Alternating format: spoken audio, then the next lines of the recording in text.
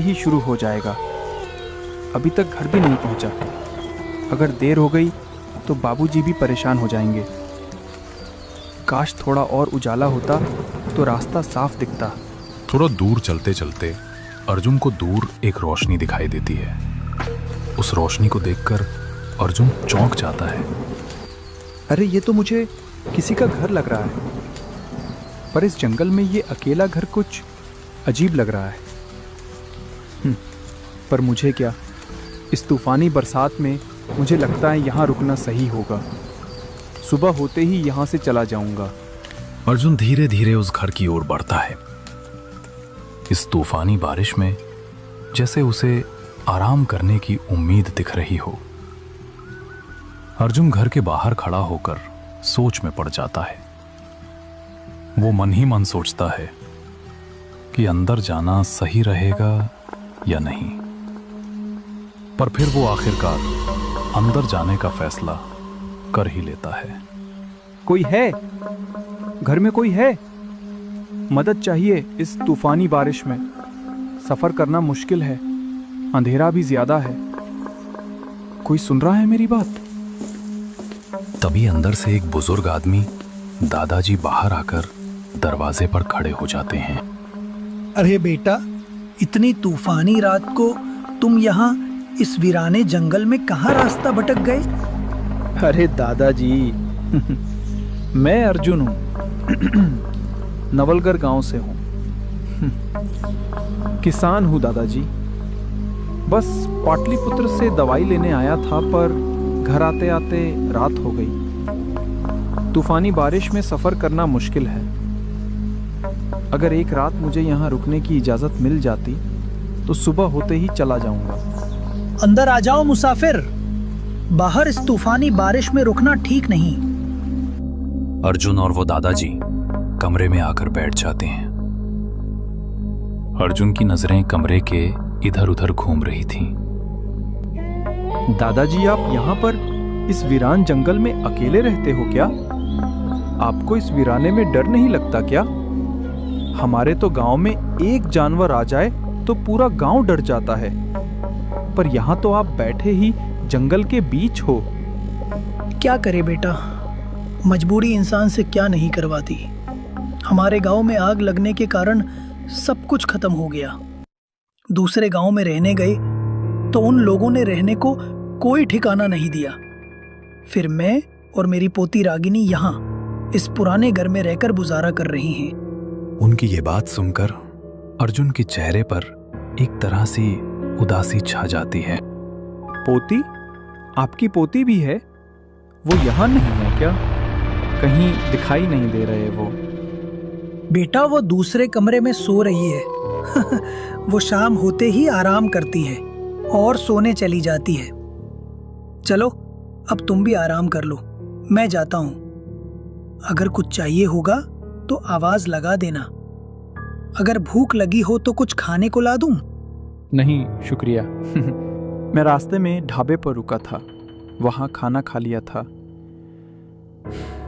आप जाइए, आराम कर लीजिए। कोई जरूरत हुई तो मैं बुला लूंगा। दादाजी वहां से चले जाते हैं। अर्जुन बिस्तर पर लेट जाता है और सोने की कोशिश करता है।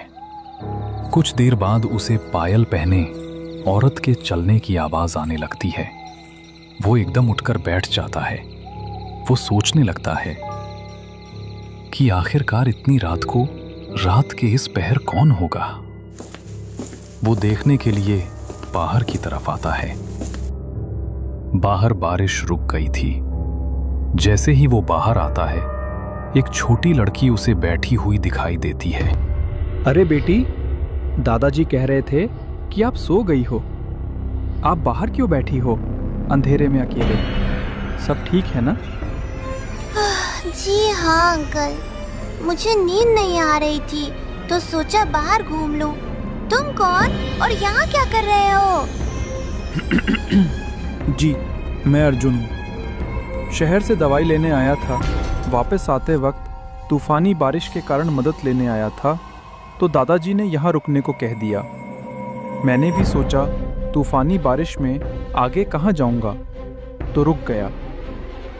तब आप शायद सो रही थीं। दादाजी भी कहते हैं कि इतनी बारिश में बाहर नहीं जाना चाहिए। आपने ठीक किया जो यहाँ रुक गए। हमने देखा थोड़ी देर बारिश रुकी थी तो बाहर आ गई, पर बादल देख के लगता है बरसात फिर से शुरू होने वाली है। अब तो मुझे भी लग रहा है कि मैंने सही ही किया यहाँ रुकने का सोचकर। अगर यहाँ नहीं रुकता तो आपसे मुलाकात कैसे होती? आप भी कैसी बातें कर रहे हो? मैं तो छोटी बच्ची हूँ, मुझसे मेरे का क्या ही होगा। पर हाँ, दादाजी कहते हैं जब जहाँ किसी को मिलना होता है वो वहाँ मिल ही जाता है। पर इन काली रातों में बड़े बड़े लोग भी डर जाते हैं। आपकी बातें सुनकर मैं डरूं या हंस दूं? आप तो ऐसे बोल रही हो जैसे बारिश में इंसान नहीं भूत घूमते हों। दादाजी भी मुझे ऐसी कहानियां सुनाते हैं। आप अपना बताइए, इस जंगल में रहकर बोर तो नहीं हो गए? वो बातें कर रहे होते हैं, पर इतने में फिर से बारिश शुरू हो जाती है। वो दोनों अंदर आते हैं। अंदर आते ही अर्जुन सोने के लिए कमरे में आ जाता है और बैठकर रागिनी के बारे में सोचने लगता है। अर्जुन इतनी गहरी नींद में सोया था कि दिन कब हो गया पता ही नहीं चला। एकदम से अर्जुन की आंख खुलती है। अरे ये क्या? दिन भी हो गया और मैं ये सोया हुआ हूँ। देर हो जाएगी गांव जाने में। जल्दी उठ के रागिनी जी से मिलकर चलता हूँ। अर्जुन बिस्तर से उठकर बाहर की ओर आता है। ऐसा लग रहा था जैसे उसकी आंखें रागिनी को ढूंढ रही हों। अरे दादाजी, रागिनी बेटी कहाँ हो आप? कहीं भी कोई दिखाई नहीं दे रहा। कहीं ऐसा तो नहीं कि मैं ही उठने में लेट हो गया और वो कुछ लाने चले गए हों? सोचा था जाने से पहले एक बार रागिनी जी से मिल लूं, पर लगता है अब ऐसे ही बिना मिले जाना पड़ेगा। बाबूजी भी चिंता कर रहे होंगे।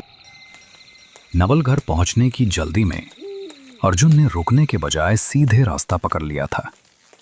सुबह का मौसम था, हल्की ठंडी हवा चल रही थी और बारिश के बाद जंगली रास्ता हरा भरा मनमोहक लग रहा था। बैलगाड़ी की चाल धीमी थी, पर अर्जुन का मन तेजी से भाग रहा था, बार बार उसी ओर, रागिनी की ओर। वो सोच रहा था शायद उसे बिना मिले चले आना ठीक नहीं है। शायद वो कुछ कहना चाहती थी। इन्हीं ख्यालों में खोया वो आगे बढ़ रहा था कि अचानक उसकी नजर सामने पड़ी। रास्ते के किनारे वही खड़ी थी, रागिनी। उसकी आंखों से आंसू बह रहे थे। अरे रागिनी जी, आप यहाँ? क्या हुआ आपको? रो क्यों रही हैं आप? किसी ने कुछ कहा क्या? सुबह सुबह आप कहाँ चली गई थी? सब ठीक तो है ना रागिनी जी? बताइए कुछ। नहीं नहीं, कुछ भी ठीक नहीं है। सुबह मैं और दादाजी जंगल में लकड़ी लेने गए थे। दादाजी थोड़ी दूर गए थे कुछ खाने को चुनने, फिर वहाँ कुछ भयानक हुआ। मैं किसी तरह जान बचाकर भागी हूँ। क्या हुआ रागिनी जी? ये हाल कैसे हो गया आपका?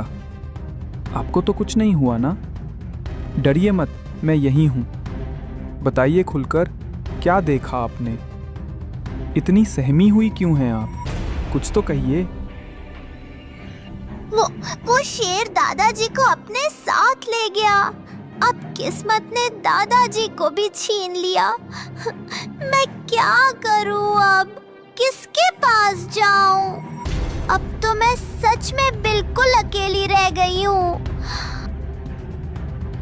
नहीं रागिनी जी, खुद को अकेला मत समझिए। शायद मैं आपके दादाजी को तो नहीं बचा पाया, पर अब आपको अकेला नहीं छोड़ूंगा। आइए, मेरी बैलगाड़ी में बैठिए। आज से आप मेरी जिम्मेदारी हैं। अगर आपको मंजूर हो तो मेरे साथ नवलगढ़ चलिए। क्या सच में आप मुझे अपने साथ ले जाएंगे? मैंने तो सोचा था भगवान ने सब छीन लिया, पर शायद एक सहारा भेज दिया। मैं चलूंगी आपके साथ, मगर सोच लीजिए, एक बार चली गई तो फिर कभी लौट कर नहीं जाऊंगी। अर्जुन रागिनी की बात मानता है और रागिनी भी उसके साथ उसके घर गांव चलने के लिए तैयार होकर बैलगाड़ी में बैठ जाती है। दोनों अब जंगल के रास्ते से होकर घर की ओर चल पड़ते हैं। मैं भी यही चाहता हूँ रागिनी जी, आप मेरे साथ रहें। कल जब पहली बार आपको देखा था, तब से बस आपके ही बारे में सोच रहा हूँ। न जाने क्यों दिल कहता है कि अब हमें अकेले नहीं रहना चाहिए। अगर आप साथ चलें तो शायद जिंदगी फिर से मुस्कुरा उठे। मैं भी आपके साथ जाने के लिए ही आई हूँ। अब डर नहीं लगता जब कोई अपना साथ हो। मैं भी यही चाहती हूँ कि फिर से अकेली ना पड़ जाऊँ।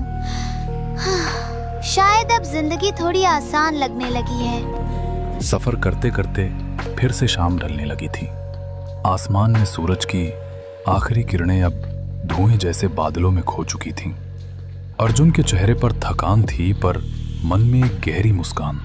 रागिनी के साथ जो हुआ उसका बोझ अब भी उसके दिल पर था। बारिश के बाद की मिट्टी की खुशबू के बीच वो अपनी बैलगाड़ी लेकर नवलगढ़ की चौपाल की ओर बढ़ा। वहां कुछ लोग बैठे थे जो अपनी ही बातों में खोए हुए थे। चौपाल के आगे सरपंच जी खड़े थे। अरे अर्जुन, तू 2 दिन कहाँ लगा कर आया रे? हमको तो लगा था तू पाटलिपुत्र में ही रुक गया होगा। और ये लड़की कौन है तेरे साथ? पहले तो इस गांव में कभी नहीं देखी इसे। अरे सरपंच जी, कल तूफानी बारिश के कारण गांव नहीं पहुंच पाया। ये रागिनी जी हैं, मेरी दोस्त। वो अब इस गांव में रहने आई हैं। कृपया उन्हें स्वागत दीजिए और मदद करें। अच्छा रागिनी जी, हमारे गांव में आपका स्वागत है। अर्जुन, अब घर चला जा। बारिश होने वाली है। इन तूफानी बरसातों में बाहर मत निकलना। सुरक्षित रहना ही सबसे जरूरी है। जी सरपंच जी, आपका बहुत धन्यवाद। मुझे भी आपका गांव बहुत अच्छा लगा। मेरा भी यहाँ से जाने का मन नहीं करेगा। रागिनी, तुम्हें नहीं पता यहाँ तूफानी बारिश में कितना कहर आता है। बुरी शक्तियां इस समय बहुत सक्रिय हो जाती हैं। इन तूफानी बरसातों में हमेशा घर के अंदर रहना चाहिए। सावधान रहो, कहीं कोई खतरा ना पहुंच जाए। तभी एकदम से बारिश फिर से शुरू हो जाती है। बारिश शुरू होते ही सभी अपने अपने घरों की टवर्ड्स चलते हैं। चौपाल से निकलकर अर्जुन अपने घर की तरफ बढ़ा। कुछ ही देर में वो अपने दरवाजे तक पहुंचा और अंदर चला गया। बेटा, तू तो कल आने वाला था, आया क्यों नहीं? पता है ना मुझे कितनी चिंता होती है तेरी। और ये लड़की कौन है तेरे साथ? कल तू कहा था, सब ठीक तो है ना? बाबूजी, ये मेरी दोस्त रागिनी है। इसके घर में कोई नहीं बचा। ये अकेली पड़ गई थी, इसलिए मैं इसे अपने साथ ले आया। क्या ये हमारे साथ रह सकती है? अच्छा बेटा, ये तो बहुत बुरा हुआ इस लड़की के साथ। सही किया तूने कि इस तूफानी बारिश में इसे अकेला नहीं छोड़ा। पर मुझे बहुत अजीब लग रहा है, ये सब अचानक कैसे हुआ? ये बात तो सही है। डरना तो स्वाभाविक है ना? लेकिन आपको भी घबराहट महसूस होती है, ये मुझे अच्छा लगता है। और मुझे अच्छा लगा कि आपने मुझे यहाँ रहने दिया। चलो बेटा, सफर करके तुम लोग थक गए होंगे। अर्जुन, रागिनी के लिए अपने कमरे के साथ वाला कमरा खोल दे। ये भी जरा आराम कर लेगी। बाकी बातें कल सुबह देख लेंगे।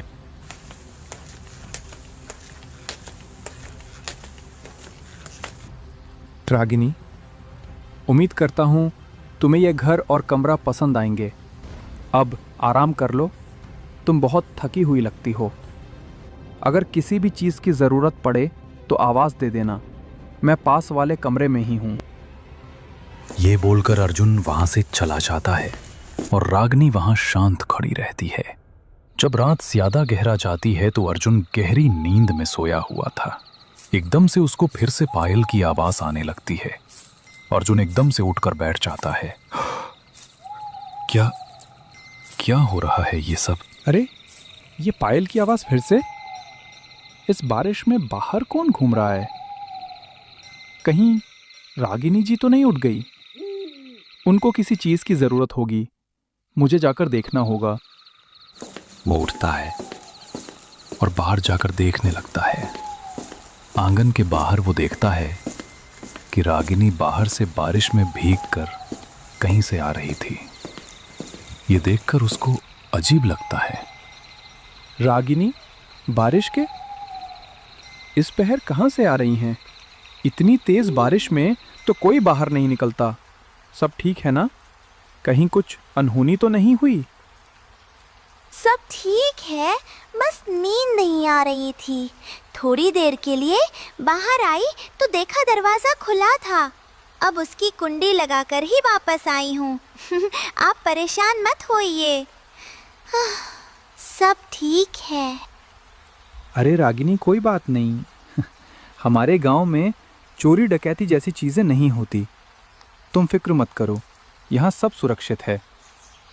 अपने कमरे में जाकर आराम कर लो। अगर कुछ भी चाहिए तो आवाज देना, मैं पास ही हूँ। रागिनी उस रात अपने कमरे की ओर चली गई थी, पर अगले ही दिन सुबह नवलगढ़ में हलचल मच गई। तालाब के किनारे विमल गिरा पड़ा था। ऐसा लग रहा था मानो उसके शरीर से सारा रंग उड़ गया हो, किसी ने उसकी सारी ताकत छीन ली हो। चेहरा पूरी तरह सफेद पड़ चुका था। गांव वाले, काका और सरपंच सब वहीं इकट्ठा थे। हर कोई डरा और उलझा हुआ था। तभी पीछे से अर्जुन पहुंचा। उसकी नजर जैसे ही उस नजारे पर पड़ी वो सन्न रह गया। अरे भगवान, विमल को क्या हुआ? ये तो बिल्कुल सफेद सफेद सा लग रहा है, जैसे अचानक ताकत ही निकल गई हो उसमें से। क्या हुआ है? मुझे तो समझ नहीं आ रहा। जल्दी मदद बुलानी चाहिए। अब मदद बुलाने का कोई फायदा नहीं अर्जुन, विमल मर गया है। हाँ, जैसे किसी ने अंदर से सारी ताकत ही चूस ली हो। मुझे भी समझ नहीं आ रहा कि ये सब कैसे हुआ। सब कुछ अचानक और अजीब सा हो गया है। बहुत समय पहले दूसरे गांव में भी ऐसा हुआ था। सुनने में आया था कि उस रात पिशाचनी आई थी और इंसानों को अपना शिकार बनाती थी। इसे देखकर मुझे वही चीज महसूस हो रही है। काका कौन सी कहानियां ले बैठ गए? ऐसा तो कभी नहीं होता। मैंने भी सुना था कि उस गांव में आग लग गई थी। मुझे कोई और कारण लगता है। शायद पंचायत बैठानी पड़ेगी। सबको मिलकर सही हालात जानना होगा। हमारे गांव में तो ये घटना पहली बार हुई है। कहीं कोई अजनबी तो नहीं आया यहाँ? सब कुछ अचानक और अजीब सा लग रहा है। हमें सच में समझना होगा कि ये सब कैसे हुआ। अरे काका चिंता मत कीजिए, ऐसा कुछ भी नहीं हुआ है। आप तो बस भूत प्रेत वाली कहानियां लेके बैठे हैं। गांव में सब कुछ सामान्य ही है। अगले दिन सुबह पंचायत बैठाया गया। अर्जुन, तुम बुरा मत मानना, पर कल तुम ही तो अपनी नई दोस्त को लेकर आए थे। जरा ये तो बताओ, वो आई कहां से हैं? वो असल में है कौन? सरपंच जी, मैं समझ सकता हूं आपकी चिंता, पर रागिनी कोई बुरी नहीं है। वो तो बहुत मासूम लड़की है। मुझे वो उस रात मिली थी जब तूफानी बारिश हो रही थी। उसका परिवार अब नहीं रहा। आप लोग अंधविश्वास में मत पड़िए। वो बस सहारे की तलाश में है। अर्जुन बेटा, तू शायद नहीं जानता, तूफानी बारिश में जो साथ मिलता है वो हर बार भला नहीं होता। ऐसे वक्त में अजीब चीजें गांव के आसपास भटकती हैं। सावधान रहना बेटा। जरूरत से ज्यादा भरोसा मत करना। काका, मुझे ऐसा नहीं लगता कि रागिनी वैसी है जैसी आप सोच रहे हैं। फिर भी अगर आपको शक है तो मैं आज उससे बात कर लूंगा। शाम होते ही घर जाकर सब ठीक से पूछ लूंगा। आप चिंता मत कीजिए, सब साफ हो जाएगा। अर्जुन वहां से उठकर घर की ओर चल पड़ा। रास्ते भर उसके मन में बस एक ही बात घूम रही थी, विमल के साथ जो हुआ वो आखिर क्यों हुआ। शाम ढल चुकी थी, आसमान में हल्की ठंडक थी। जब अर्जुन अपने घर पहुंचा, घर पहुंचते ही उसने अपने बाबूजी को सारी बात बताई। तालाब, भीड़ और विमल की हालत के बारे में सब कुछ। बात सुनकर उसके बाबूजी गहरी सोच में पड़ गए। बेटा अर्जुन, मुझे लगता है अब सच्चाई जानने का वक्त आ गया है।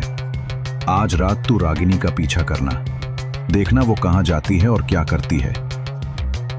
उस रात अर्जुन को नींद नहीं आ रही थी। सरपंच और काका की बातें बार बार उसके मन में गूंज रही थी। उसने तय कर लिया, इस बार वो रागिनी का पीछा करेगा और हर राज को सामने लाएगा। जब रात गहरी हो गई तो उसको घुंघरुओं की आवाज आई। वो एकदम से उठा और बाहर की तरफ जाने लगा। उस रात अर्जुन चुपचाप रागिनी के पीछे पीछे चलने लगा। घना जंगल था, चारों तरफ सन्नाटा और ठंडी हवा चल रही थी। रागिनी बिना मुड़े आगे बढ़ती रही और कुछ देर बाद दोनों खेतों के पास पहुंच गए। अर्जुन एक बड़े पेड़ के पीछे छिप गया। रागिनी धीरे धीरे खेत की ओर जा रही थी, जहां एक किसान अपनी ओर आता दिख रहा था। अगले ही पल रागिनी अचानक उसकी तरफ बढ़ी और एक झटके में उस पर हमला कर दिया। अर्जुन के होश उड़ गए। रागिनी का चेहरा अब इंसानी नहीं लग रहा था। उसके मुंह पर अजीब से निशान थे और आंखें लाल हो गई थी। यह देख अर्जुन का दिल दहल गया। वो बिना आवाज किए धीरे धीरे पीछे हटा और दबे पांव वहां से भाग गया। वो अपने कमरे में आकर सोने की एक्टिंग करता है, जैसे उसको कुछ पता ही ना हो। रागिनी उसके कमरे में आती है और उसे सोता हुआ देखती है। अगले दिन अर्जुन काका को और सरपंच को सारी बात बताता है। फिर वो योजना बनाते हैं। रात को हनुमान जी के मंदिर जाकर हनुमान जी, हे हनुमान जी, हमारी रक्षा कीजिए। नवलगढ़ में 2 लोग पिशाचनी की वजह से जीवन खो बैठे हैं। हे प्रभु, अपना दर्शन दीजिए और इस विपदा से हमें बचाइए। हम आपकी शरण में आते हैं। हमारी सुनिए और हमारे घरों को सुरक्षित रखिए। कृपया इस अंधेरे से उजाला लाकर हमें फिर से शांति दीजिए। प्रार्थना स्वीकार करके हनुमान जी प्रकट होते हैं। अर्जुन, तेरी भक्ति ने मुझे प्रसन्न किया है। आज मैं तुझे वो वरदान देता हूं जिससे इस गांव पर कोई बुरी शक्ति फिर कभी दृष्टि न डाले। इस मंत्र का जाप करना, संकट कटे मिटे सब पीरा, जो सुमिरै हनुमत बलबीरा। ये तेरा कवच बनेगा। जा बेटा, अब तेरे साहस से ये अंधकार मिटेगा। मैं धन्य हो गया प्रभु आपके दर्शन पाकर। मुझ अभागे पर अपनी कृपा की है प्रभु। मैं जब तक जिंदा रहूंगा आपकी पूजा में अपनी जिंदगी बिता दूंगा। जय हनुमान जी, जय जय श्री राम। हनुमान जी से आशीर्वाद लेकर अर्जुन रागिनी के पास आता है। मेरे सामने तुम्हारा सच आ गया है रागिनी। तुम यहाँ गांव के लोगों को मार रही हो। मैंने तुम्हारा असली रूप देख लिया है। अच्छा, यही रहेगी कि तुम यहाँ से चली जाओ, वरना अच्छा नहीं होगा ये तुम्हारे लिए। तो तुम रोके ना मुझे आज तक रोकने वाले मारे गए। तू मुझे रोकने की बात कर रहा है। सोचा था तुझे सबसे आखिर में देखूंगी, पर लगता है अब पहले तुझे ही ऊपर पहुंचाना पड़ेगा। रागिनी एकदम से अपने असली रूप में आ जाती है। अर्जुन हनुमान जी का मंत्र जाप करने लगता है।